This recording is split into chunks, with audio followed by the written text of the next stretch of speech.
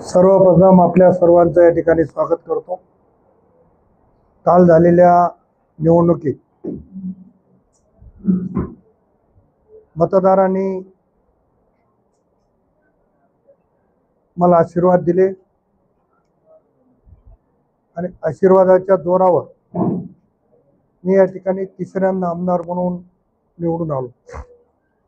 सर्वप्रथम मतदारसंघातील तमाम बंधू भगिनी यांचे मी आभार मानतो. माझ्यासाठी काम करणारे माझे सर्व सहकारी,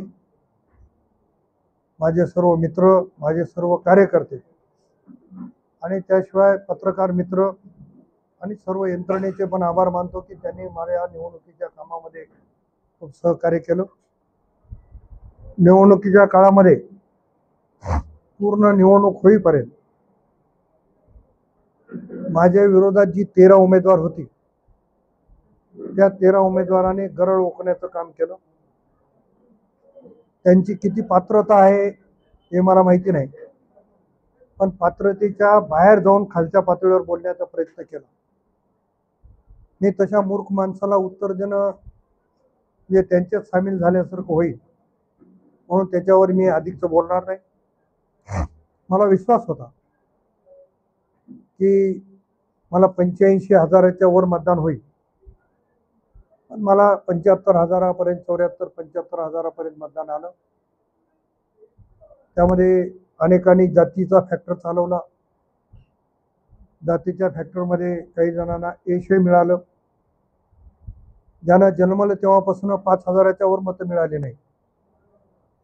माझ्या विजयापेक्षा मला आश्चर्य येतं वाटते की अशा मूर्ख माणसाला एवढं मतदान मिळू शकते या मतदारसंघात. याचं मला जास्त आश्चर्य वाटतं.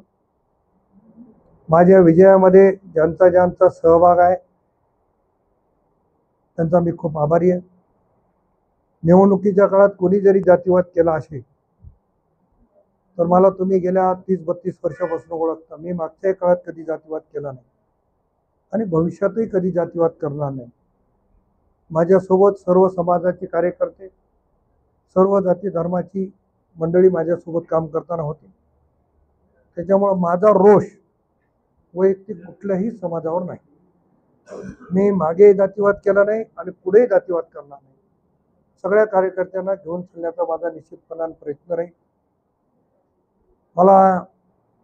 मी 24 तारखेपर्यंत भारतीय जनता पक्षामध्ये काम करत होतो आणि 25 तारखेला माझा राष्ट्रवादी काँग्रेसमध्ये प्रवेश झाला. राष्ट्रीय अध्यक्ष आदरणीय अजितदादांनी मला त्या ठिकाणी उमेदवारी जाहीर केली. मी राज्याचे मुख्यमंत्री एकनाथराव शिंदे साहेब, राज्याचे उपमुख्यमंत्री आदरणीय देवेंद्र फडणवीस साहेब आणि राष्ट्रवादीचे नेते उपमुख्यमंत्री आदरणीय अजितदादा यांचे मनापासून मी जाहीरपणाने आभार मानतो. माझ्या आजच्या ह्या पत्रकार परिषदेला उपस्थित तुमच्या प्रणिताताई, स्वप्नील पाटील लुंगारे, तालुक्याचे अध्यक्ष किशनरावजी डफळे, जिल्हा परिषदचे माजी सदस्य बाबूरावजी गिरे, भगवानरावजी राठोड, जफरबाई, सर्वच मंडळी या ठिकाणी उपस्थित आहे आणि अनेक मंडळी बाहेर पण उपस्थित आहे. त्या सर्वांनी अतिशय सूत्र हातात घेऊन या ठिकाणी माझ्या विजयासाठी प्रयत्न केले. खरं तर निकालाच्या दिवशी अनेकांच्या डोळ्यामध्ये जो काही त्रास झाला त्याचे अश्रू येत होते आणि अनेकांच्या डोळ्यामध्ये आनंदाचे अश्रू येत होते. त्या दिवशी मी सर्वांना भेटू शकलो नाही, म्हणून आज सगळ्यांच्या भेटीसाठी मी मुद्दाम इथं आलेला आहे. उर्वरित काही लोकांच्या भेटी राहिल्या, काही कार्यकर्त्यांच्या भेटी राहिल्या, काही ठिकाणी सन्मानानं जाऊन भेटावं लागतं आणि प्रत्येक गावामध्ये माझा जाण्याचा मानस आहे. तेव्हा येणाऱ्या काळामध्ये टप्प्याटप्प्याने सगळ्यांना भेटी घेण्याचा प्रयत्न आहे.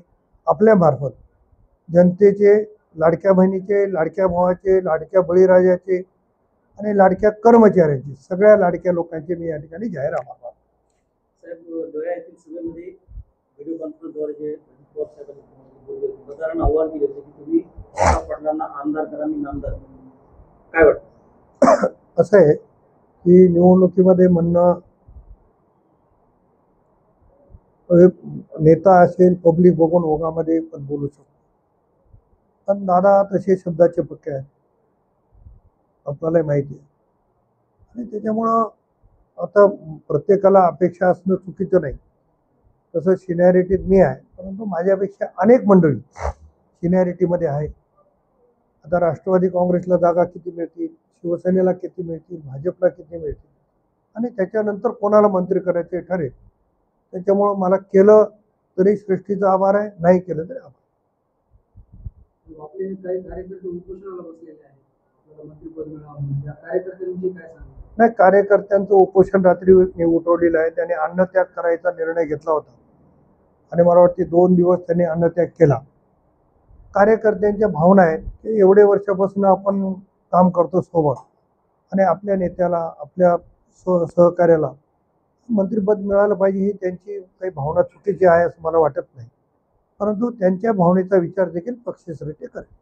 एकंदरीत साहेब तुम्ही सर्व वरिष्ठांच्या भेटी घेतलेल्या आहेत, भाजप असेल, राष्ट्रवादी असेल, तर तुम्ही ज्या भेटी घेतल्या त्या भेटीमध्ये म्हणजे नेमकं तुम्हाला काय वाटतं की मंत्रिपदाची ऑफर तुम्हाला भेटली? असं आहे, निकाल लागला, दुसऱ्या दिवशी मुंबईत गेलो.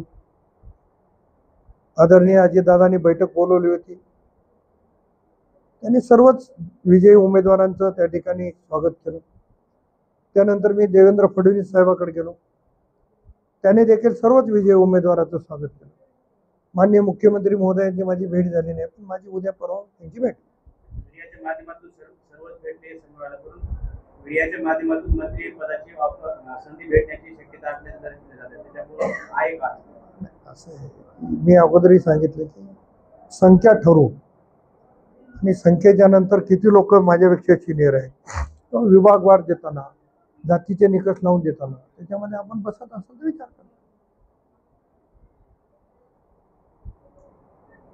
दिला लाडक्या भावांना पण आहे.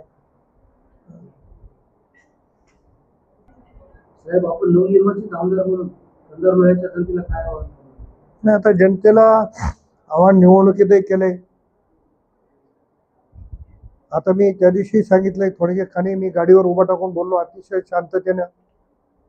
आपल्याला विजय पचवायची ताकद माहिती आहे आणि पराभव कसा पचवावा ते माहिती आहे. आता ज्यांना जन्मतात पराभव आहे ती माणसं थोडंसं उचल्यासारखं करतात, त्यांना काही फार लक्षात घ्यायची गरज नाही आणि मला वाटते त्याचा बंदोबस्तही करणारी मंडळी आहे सक्षम, त्याच्यामुळे तो